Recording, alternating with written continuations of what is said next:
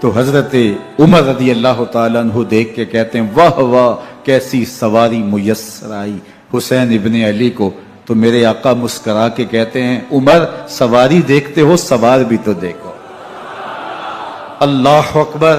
حضرت اسامہ بن زید بن حارثہ رضی اللہ تعالیٰ عنہ فرماتے ہیں رات کا ایک پہر گزر گیا اور مجھے حضور سے کوئی کام تھا.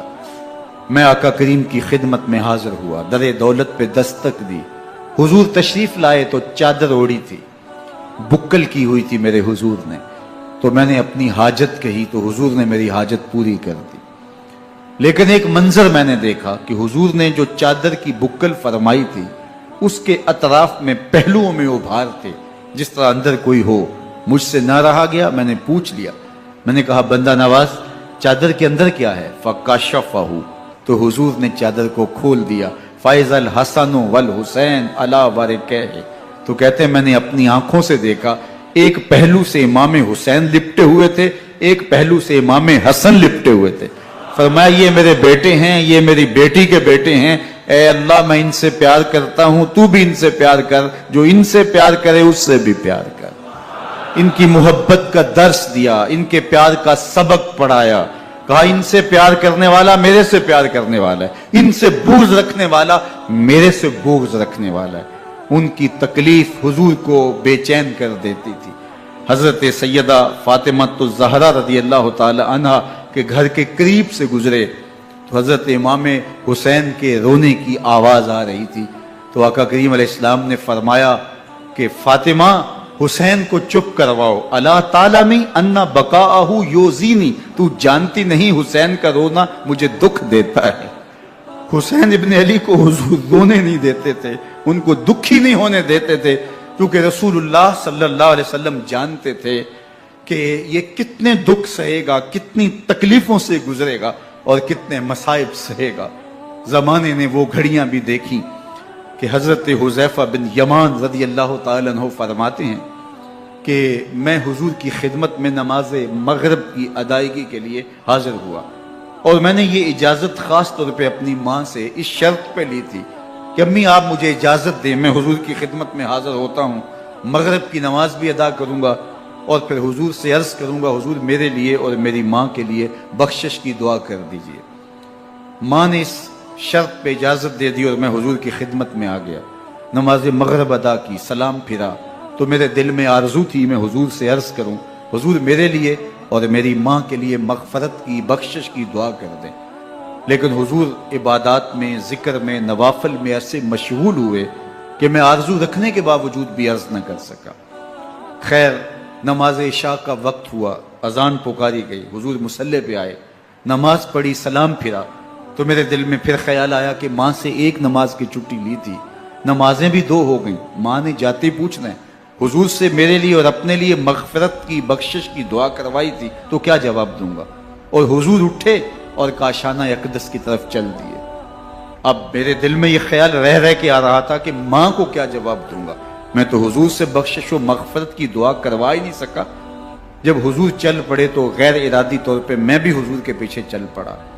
چلنے میں تھوڑی سی رفتار تیز ہو گئی جس سے قدموں کی آہٹ پیدا ہوئی. تو جب آواز پیدا ہوئی تو حضور نے رخ پھیرے بغیر فرمایا من ھذا, میرے پیچھے پیچھے کون آ رہا ہے؟ پھر خود ہی کہا حذیفہ تو نہیں. تو میرا دل دھڑک رہا تھا. قلت نعم, میں نے کہا جی حضور میں حذیفہ ہوں. فرمایا ما حاجتک غفر اللہ لک ولامک, کیا کام ہے اللہ تجھے بھی بخش دے تیری ماں کو بھی بخش دے. اب جو کام تھا وہ جنبش لب سے پہلے ہی ہو گیا. یہاں تو لفظوں کا سہارا بھی نہیں لینا پڑتا, وہ بند لبوں کی بولیاں بھی سنتے ہیں. اقبال بولا ہے فروغت صبح آثار و دہور, چشم تو بی نندائے ما فی الصدور, تیری نظر تو سینوں کے چھپے راز بھی دیکھتی. تو کہا ما حاجتوں کا غفر اللہ لک ولامک, اللہ تجھے بخش دے تیری ماں کی بھی مغفرت کر دے, کیا کام ہے. اب جو کام تھا وہ تو ہو گیا. تو میرے حضور نے ارشاد فرمایا حذیفہ سنو, ابھی ایک فرشتہ آیا ہے جو اس سے قبل دھرتی پر پہلے کبھی نہیں آیا, آج پہلی مرتبہ اللہ سے اجازت لے کے 2 کام کرنے آیا ہے. ایک تو مجھے سلام کرنے آیا ہے اور دوسرا خوشخبری دینے آیا ہے کہ آپ کی بیٹی فاطمہ جنتی عورتوں کی سردار ہے اور حسن اور حسین جنتی جوانوں کے سردار.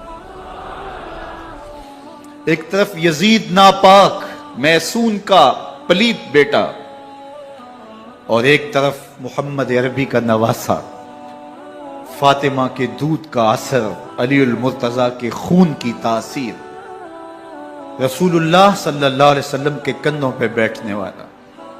ایک دن حضور نے امام حسین رضی اللہ تعالیٰ عنہ کے ہاتھ پکڑ لیے اور ان کے پاؤں اپنے پاؤں پہ رکھے اور پھر فرمایا بیٹے آگے بڑھو، اور ان کے پاؤں حضور کی پنڈلیوں پہ آئے. پھر کہا بیٹے اور آگے بڑھو، حتیٰ کہ ان کے پاؤں حضور کی رانوں پہ آئے.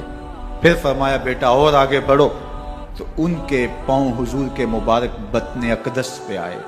پھر بازوؤں کو کھینچ کے اپنے قریب کیا اور حسین ابن علی کے منہ میں اپنی زبان رکھ دی، اور وہ اس طرح چوس رہے تھے جس طرح کھجور چوسی جاتی ہے. تو اللہ کے محبوب علیہ السلام نے حسین ابن علی کو اپنی زبان کا لعاب دہن دے کر کے، وہ شیر رحمت دے کر کے، وہ کوثر و تسلیم سے پاکیزہ تر آب رحمت عطا کر کے ان کی ہمیشہ کے لیے پیاس بجھا دی، تاکہ کل کربلا کے تپتے ہوئے ریگزار میں حسین ابن علی کو پیاس کی شدت تنگ نہ کرے اور پائے استقلال میں لغزش نہ آنے پائے. ان نازوں سے پالے ہوئے حسین کو، ان محبتوں سے پالے ہوئے حسین ابن علی کو امتحان بھی اتنے بڑے درپیش تھے. یاری تیری سونا پر ازمیشاں تیریاں اگ، سونا پرکھیا جامدہ ہے نال اگاں دے لگ. جتنا بڑا شخص ہوتا ہے اتنی آزمائشیں بھی بڑی ہوتی ہیں. پیغمبر رحمت کی آغوش میں کھیلنے والا، حجرہ فاطمہ کا جانشین، مصلی رسول کا وارث، منبر رسول صلی اللہ علیہ وآلہ وسلم پر حضور کے مبارک پہلو اور گود میں بیٹھنے والا حسین، حضور کی زبان چوسنے والا حسین، حضور کے کندھوں پہ سواری کرنے والا حسین، آقا کریم علیہ السلام کے مبارک سجدے کی حالت کے اندر حضور کی پشت پہ کھیلنے والا حسین. قیامت تک حضرت امام حسین رضی اللہ تعالیٰ عنہ نے اپنی سنت کو بطور نمونہ چھوڑا اور فرمایا وَلَكُمْ فِيَّا أُسْوَةٌ. میں اس لیے خود کربلا کے ریگزار کے اندر ایک انوکھی داستان رقم کرنے جا رہا ہوں، تاکہ قیامت تک لوگوں کے لیے میری زندگی ایک نمونے کے طور پہ موجود رہیں اور جبر کے خلاف لوگ ٹکرانے کا حوصلہ رکھیں. حضرت امام حسین رضی اللہ تعالی عنہ نے کربلا کی اس دوپہر کے اندر جو عظیمت کی داستان رقم کی، اور جس طرح جبر کے سامنے پوری قوت سے سینہ تان کے کھڑے ہو گئے. 22,000 افراد کے سامنے تنہا شخص کا ڈٹ جانا یہ کوئی تماشا نہیں ہے. 72 افراد کے زخم کلیجے پہ موجود ہیں، اور اپنے بھائیوں، بیٹوں، بھتیجوں اور بھانجوں کے لاشیں اٹھا کے آپ خیموں تک لا چکے ہیں. آپ کے ہاتھوں کے اندر علی اصغر دم توڑ چکے ہیں، اور جوان علی اکبر آپ اس کو اٹھا کے خیمے تک لا آئے ہیں. تو اتنی جرأت اور اتنی پامردی کے ساتھ 71 لاشیں لائن کے اندر پڑے ہیں. گھر میں ایک میت ہو جائے سارا شہر سنبھالا دینے والا ہوتا ہے، پھر بھی دکھ نہیں تھمتا. کہتے ہیں چھوڑ دو، اس کا کلیجہ کٹ گیا ہے، اس کا جوان رخصت ہو گیا ہے، اس کے سینے کا چین لٹ گیا ہے. سلام کرو حسین ابن علی کو. 71 لاشیں لائنوں میں لگے ہوئے ہیں، بے گور و کفن لاشیں پڑے ہوئے ہیں، اور ادھر خیمے کے اندر پردہ داروں کے پردے کا بھی لحاظ ہے. لیکن پھر جب گھوڑے کی زین کو کس کے میدان کربلا میں نبی کا نواسا نکلا، جب 3 دن کا پیاسا کربلا کے ریگزار کے اندر، میدان کربلا کے اندر ذوالفقار تلوار لہراتا ہوا آیا، شبیہ رسول، رسول کریم کی تصویر جب میدان کربلا میں حضرت امام حسین تلوار کو لہراتے ہوئے آئے تو آواز آ رہی تھی یہ کون سی وقار ہے، یہ کون شاہ سوار ہے، لباس ہے پھٹا ہوا، لخت لخت کٹا ہوا، تمام جسم نازنی چھدا ہوا کٹا ہوا، پھر بھی ہے ڈٹا ہوا، یہ نبی کا نور عین ہے، یہ بال یقین حسین ہے. تو حضرت امام حسین رضی اللہ تعالیٰ عنہ نے کس انداز کے ساتھ جبر کے خلاف پوری قوت سے کھڑے ہو کر کے دنیا کے سامنے اپنا اسوہ رقم کیا، اور گھوڑے کی زین سے جب فرش زمین کی طرف آئے، حضرت امام حسین رضی اللہ تعالی عنہ کا آخری وقت سر جو تھا وہ سجدے میں تھا، اور سجدے کی حالت کے اندر دست قاتل نے سر حسین کو تن حسین سے الگ کیا۔ یہ دنیا کے سامنے حضرت امام نے اپنا اسوہ رکھا کہ یہی تو پیغام میں دینے آیا ہوں، یہی تو جو ہے وہ تحریر میں نے کربلا کی ریت پر اپنے خون سے رقم کرنی تھی کہ یہ سر کٹ سکتا ہے لیکن جھکے گا تو صرف اپنے مالک کی چوکٹ پہ جھکے گا، یزید کے سامنے یہ سر جھک نہیں سکتا ہے۔ تو حضرت امام حمام رضی اللہ تعالیٰ عنہ نے کربلا کے تپتے ہوئے ریگزار میں جب 72-73 لاشیں خیموں کے سامنے پڑے تھے اور اتنے زخم کلیجے پہ تھے، راوی کہتا ہے کہ جب آپ کی قمیض اتاری گئی تو 113 سوراخ اس میں تیروں کے تھے، 33 زخم نیزوں کے تھے، 34 گھاؤ تلواروں کے تھے، اتنے زخم جسم کے اندر اور جسم چور ہے زخموں سے۔ لیکن حضرت امام حسین نے جب پیشانی سجدے میں رکھی تو آخری لفظ یہ تھے، اللہم رضن بقضائک وصبرن علی بلائک تسلیما لامرک سبحان ربی العالی۔ مالک تیری تقدیر پہ راضی ہو گیا ہوں، مالک زخم سے پہ بھی میں مسکرا رہا ہوں، مالک تیری طرف سے جو دکھ آئے میں نے ان کو قبول کیا، جے سونا میرے دکھ وچ راضی تے میں سکھ نو چلے ڈاواں، مالک میں سب کچھ قبول کیا، حسین تیری رضا پہ راضی ہے، میرے مالک تو بھی بتا تو بھی حسین پہ راضی ہوا ہے کہ نہیں ہوا ہے۔ آواز آ رہی تھی اس پیاسے پر علی شیر خدا کو ناز ہے، اس نواسے پر محمد مصطفیٰ کو ناز ہے، اوروں نے بھی سجدہ کیا پر اس کا عجب انداز ہے، اس نے وہ سجدہ کیا جس پر خدا کو ناز ہے۔ اے حسین ابن علی تم پر سلام، نازش آل نبی تم پر سلام۔ یہ دنیا کے سامنے حضرت امام نے اپنا اسوہ رکھا کہ یہی تو پیغام میں دینے آیا ہوں، یہی تو جو ہے وہ تحریر میں نے کربلا کی ریت پر اپنے خون سے رقم کرنی تھی کہ یہ سر کٹ سکتا ہے لیکن جھکے گا تو صرف اپنے مالک کی چوکٹ پہ جھکے گا، یزید کے سامنے یہ سر جھک نہیں سکتا ہے۔ تو حضرت امام حمام رضی اللہ تعالیٰ عنہ نے کربلا کے تپتے ہوئے ریگزار میں جب 72-73 لاشیں خیموں کے سامنے پڑے تھے اور اتنے زخم کلیجے پہ تھے، راوی کہتا ہے کہ جب آپ کی قمیض اتاری گئی تو 113 سوراخ اس میں تیروں کے تھے، 33 زخم نیزوں کے تھے، 34 گھاؤ تلواروں کے تھے، اتنے زخم جسم کے اندر اور جسم چور ہے زخموں سے۔ لیکن حضرت امام حسین نے جب پیشانی سجدے میں رکھی تو آخری لفظ یہ تھے، اللہم رضن بقضائک وصبرن علی بلائک تسلیما لامرک سبحان ربی العالی۔ مالک تیری تقدیر پہ راضی ہو گیا ہوں، مالک زخم سے پہ بھی میں مسکرا رہا ہوں، مالک تیری طرف سے جو دکھ آئے میں نے ان کو قبول کیا، جے سونا میرے دکھ وچ راضی تے میں سکھ نو چلے ڈاواں، مالک میں سب کچھ قبول کیا، حسین تیری رضا پہ راضی ہے، میرے مالک تو بھی بتا تو بھی حسین پہ راضی ہوا ہے کہ نہیں ہوا ہے۔ آواز آ رہی تھی اس پیاسے پر علی شیر خدا کو ناز ہے، اس نواسے پر محمد مصطفیٰ کو ناز ہے، اوروں نے بھی سجدہ کیا پر اس کا عجب انداز ہے، اس نے وہ سجدہ کیا جس پر خدا کو ناز ہے۔ اے حسین ابن علی تم پر سلام، نازش آل نبی تم پر سلام۔ آج لہجہ بھی دم توڑ رہا ہے اور سورج بھی درد غروب سے زرد ہو رہا ہے، وقت کے دامن میں گنجائش نہیں کہ میں اس مضمون کو چھیڑوں، آؤ ہم سلام کرتے ہیں۔ یہ سورج سامنے چمک رہا ہے، میں یہاں بیٹھا سوچ رہا تھا کہ ہم نے تو نہیں دیکھا، اے سورج دوپہر کا وہ منظر تم نے تو دیکھا تھا جب کربلا میں حسین کا سر کٹا تھا، جب گھر لٹا تھا، جب خیموں کو آگ لگی تھی، جب سکینہ رو رہی تھی اور جب گھوڑا خالی پلٹا تھا اور سکینہ پوچھتی تھی گھوڑے تو خالی آ گیا ہے، حسین کہاں چھوڑ آیا ہے۔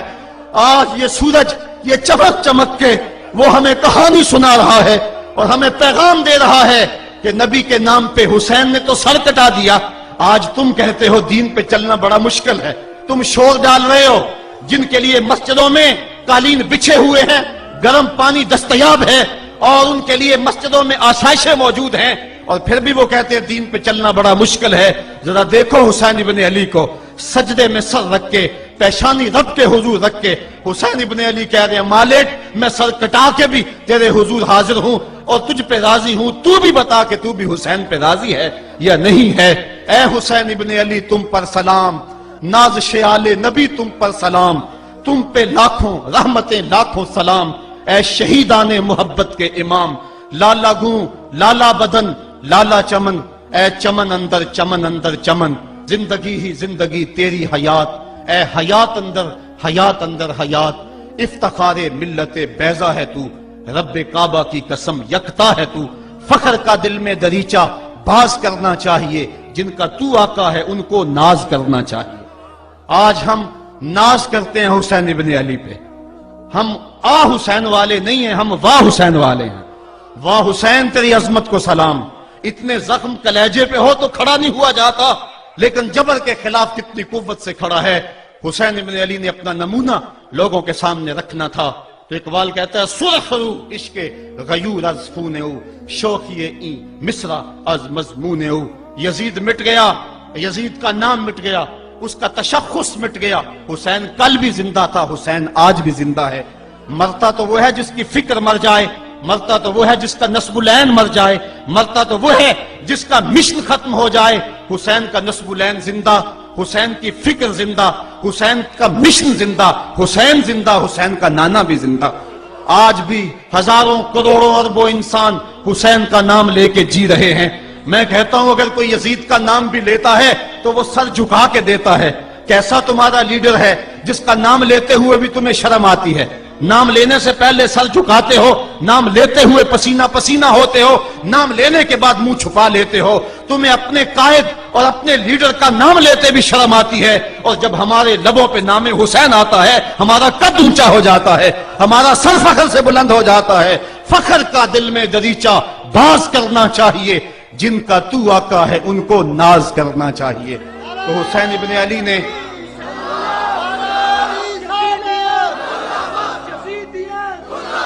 किसी ने कहा था कि ये दो शहजादों की जंग थी, तो किसी ने बड़ा खूबसूरत जवाब दिया। उसने कहा करबला जंग थी अगर दो शहजादों की, कलम में जोर है तो लिखो हुसैन हार गए, लहजे में तनतना है तो लिखो हुसैन हार गए, अंदाज में जोर है तो कहो हुसैन हार गए। जमाना कल भी कहता था, जमाना आज भी कहता है, हुसैन कल भी जीता था, हुसैन आज भी जीता है। जब हजरत इमाम हुसैन रज़ी अल्लाह ताला अन्हु का सर नबर काट लिया गया और खोली बिन यजीद ने नेज़े की नोक पे उसको रखा, वैसे रुख सर का जमीन की तरफ से था। किसी ने क्या खूब कहा, बां के सर नेज़े पे और सूए जमीन है रूह, यानी सजदाए सानी की है आरज़ू। रकत के दो सजदे होते हैं, एक सजदा हुआ था कि सरे अनवर जुदा कर लिया गया। जब नेज़े की नोक पे था सर तो रुख जमीन की तरफ से था। शायर कहता जरा गौर से देखो सरे हुसैन क्या कह रहा है। सरे हुसैन की पेशानी जमीन की तरफ है, पेशानी में दूसरे सजदे की आरजू मचल रही है। तो जब इमाम हुसैन का सर खोली ने नेज़े की नोक पे चढ़ाया, उसने तो यह कहना चाहा था कि हम फतह याब हुए और देखो हमने सर काट लिया। किसी ने कहा जरा गौर से देखो, ये तो सर कट के भी सर बुलंद है, ये सर कट गया फिर भी सर बुलंदी नहीं गई है, इसका बांकपन फिर भी नहीं गया है। हुसैन का सर कल भी ऊंचा था, हुसैन का सर आज भी ऊंचा है। उसका नाम जिंदा, उसका पैगाम जिंदा, उसकी फिक्र जिंदा। हजरत इमाम ज़ैनुल आबिदीन ये करबला के वो शख्स हैं जिन्होंने सारा मंजर अपनी आंखों से देखा था। इतने दुख किसी को नहीं पहुंचे जितने ज़ैनब और ज़ैनुल आबिदीन को पहुंचे हैं। सब मंजर खुली आंखों से देखा। 14 साल की उम्र है, बीमार हैं, तारीख बताती है उसके बाद सारी जिंदगी हजरत ज़ैनुल आबिदीन ने ठंडा पानी नहीं पिया। जब पानी पीने लगते तड़पने लगते, कहते मुझे सकीना की प्यास याद आती है, मुझे अली अस्कर का तड़पना याद आता है। सारी जिंदगी फिर ठंडा पानी नहीं पिया। हजरत इमाम ज़ैनुल आबिदीन ने यह सारा मंजर खुली आंखों के साथ देखा था। और फिर आपने दमिश्क के बाजारों में भी और कूफे की गलियों के अंदर भी सरों का यह काफिला अपनी कयादत के अंदर जो है वो गुजारा था। जब यजीद के दरबार के अंदर हजरत इमाम ज़ैनुल आबिदीन पहुंचे तो यजीद ने पहले तो जो है वो दुख का इजहार किया। बाज लोग यहां से यजीद की बरियत का ऐलान करते हैं। यहां किसी ने बड़ी खूबसूरत बात कही कि कातिल की पशेमानी मकतूल की अहमियत को तो बढ़ा सकती है, लेकिन उसके दामन से कत्ल के दाग को नहीं धो सकती। तो उसने ये सब कुछ किया, ये बस उसके टसवे थे जो वो बहाने लगा। लेकिन बाद में उसने हजरत इमाम हुसैन रज़ी अल्लाह ताला अन्हु के दांतों के ऊपर जो है वो छड़ी मारना शुरू कर दी। तो हजरत अबू बरजा असलमी सहाबी रसूल वहां मौजूद थे, वो खड़े हो गए, उठ गए, बदन कांपता है उनका, कहने लगे जालिम इरफा कदीबा का, यहां अपनी छड़ी हटा ले, मैंने अपनी इन आंखों से देखा है कि कान रसूलुल्लाह सल्लल्लाहु अलैहि वसल्लम यल से महू, हुजूर ने इन होंठों को खुद चूमा है। तो यह कह के आप दरबार से निकल गए और रोते थे और आपके बदन पे कपकी भी तारी थी। बाद में यजीद ने कहा हजरत गलती हो गई और ये मैं नहीं चाहता था, बताएं आपकी कोई शर्त हो। तो आपने फरमाया मेरी 4 बातें मान लो। उन 4 बातों में एक बात यह थी कि सरे हुसैन और सरे शहीदा हमारे सुपुर्द कर दो ताकि हम करबला जाके इनकी तदफीन कर सकें। दूसरी ये था कि हमें मदीना हफाजत से पहुंचा दो। तीसरी शर्त यह थी कि मुझे जो है वो जुमे का खुतबा देने की इजाजत दो आज दमिश्क जामे मस्जिद के अंदर। चौथी बात आपने ये फरमाई कि कातिलाने हुसैन जो है वो मेरे सुपुर्द करो। उसने कहा हाँ कौन है कातिल हुसैन का? लोगों ने कहा खोली है। खोली ने कहा मैंने कत्ल नहीं किया, ये सनान बिन अंस नखी ने किया है। सनान बिन अंस नखी को कहा हाँ तू बता। कहने लगा मैं कत्ल क्यों करना था, ये तो शिमर जिल जोशन ने किया है। शिमर जिल जोशन को कहा तू बता। कहने लगा मैंने कत्ल नहीं किया, मेरा कौन सा हुसैन ने कुछ बगाड़ा था, कत्ल उसने किया है जिसकी हुकूमत को खतरा था। तो ये है वो है कातिल हुसैन का। अब यजीद कहने लगा तुम्हारी ये शर्त तो मैं पूरी नहीं कर सकता, ये बात तो पूरी नहीं कर सकता, अब खुतबा दे लो। अब हजरत इमाम ज़ैनुल आबिदीन खुतबा देने के लिए खड़े हुए। खताबत तो इस घर की लौंडी है, जब ये बोलते हैं तो हिकमत के मोती दोलते हैं। जो ही इमाम ज़ैनुल आबिदीन खड़े हुए, 14 साल उम्र है और दमिश्क की जामे मस्जिद है, यजीद भी बैठा था, यानी सल्तनत भी थे, अवाम का भी हुजूम था।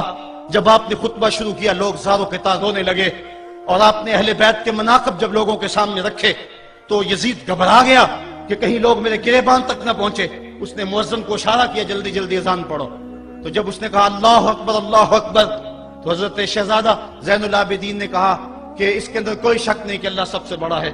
जब शहादतैन का कहा अशहदु अल्ला इलाहा इल्लल्लाह, हजरत इमाम ज़ैनुल आबिदीन ने इसके जवाब के अंदर कहा हाँ हाँ अल्लाह के अलावा कोई मौजूद नहीं है, इसकी गवाही हमने खून से दी है, हमने अपने लहू से दी है इसकी गवाही। और फिर उसके बाद जब अशहदु अन्ना मुहम्मद रसूलुल्लाह पे लफ्ज आए तो हजरत इमाम ज़ैनुल आबिदीन ने कहा यजीद देख अब अजान के अंदर तेरे नाने का नाम है या मेरे नाने का नाम है? आज भी मिंबर पे मेरे नाने का नाम है। तो यजीद मर गया, उसका नाम मर गया, उसका तशख्खुस मर गया। हुसैन कल भी जिंदा था, हुसैन आज भी जिंदा है। हुसैन करबला के तपते हुए रेगजार में भी जिंदा था, कूफे के बाजार में भी जिंदा था और दमिश्क की जामे मस्जिद में भी जिंदा था, मदीने में भी जिंदा, मक्के में भी जिंदा, काबुल में भी जिंदा, कंधार में भी जिंदा, किला जंगी में भी जिंदा, तोरा बोरा में भी जिंदा, मूसल में भी जिंदा, बगदाद में भी जिंदा, गजा की पट्टी में भी जिंदा, फलस्तीन में भी जिंदा। आज हुसैन की जिंदगी और हुसैन का बातपन दुनिया को बता रहा है, बुश को बता रहा है तेरे मुंह पे तमाचा हुसैन मारेगा। जमाना बताएगा कि हुसैन कल भी जिंदा था, हुसैन आज भी जिंदा है। हुसैन की फिक्र लेके उठो और पूरी दुनिया पे छा जाओ और जमाने को बताओ कि हम हुसैन इब्न अली के सिपाही हैं। सिर्फ मुहर्रम के दिन आंसू बहा लेने से कुछ नहीं होगा।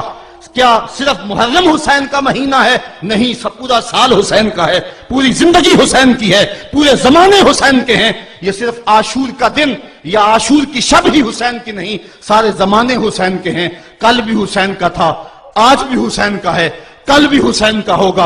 आओ उठें, कुरान को लेकर के हुसैन इब्न अली नेज़े की नोक पर भी चढ़ के कुरान सुनाया और आज हम उसी कुरान की दावत को लेकर के उठें और हुसैन इब्न अली के पैगाम को घर घर